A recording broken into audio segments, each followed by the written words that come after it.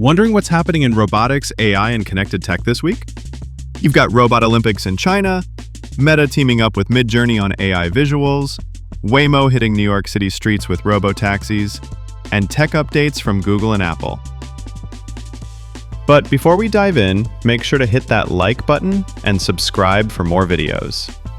Kicking off in Beijing, the world's first ever humanoid robot games.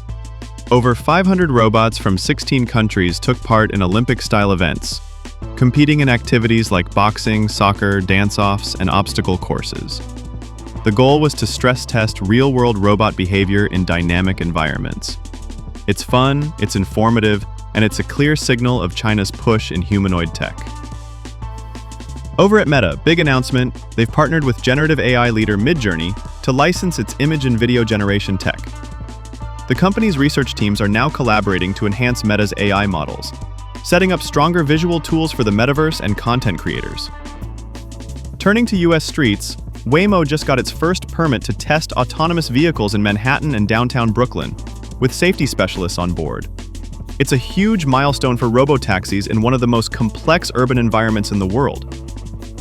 Google's also making hardware waves, unveiling PixelSnap, its own magnetic accessory ecosystem for the new Pixel 10 lineup.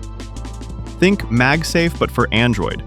Key 2-based chargers, snap-on cases, stands, the works. It's a smart move for seamless accessory integration.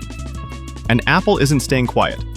Rumors point toward a September 9th hardware event that may introduce the thinnest iPhone yet, possibly called the iPhone 17, alongside updates for the Apple Watch and AirPods.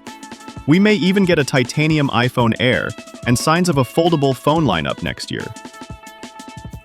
So, from Robot Olympics to urban robotaxis, AI visuals, magnetic charging, and next-gen iPhones, there's a lot brewing in IoT, AI, and connected tech.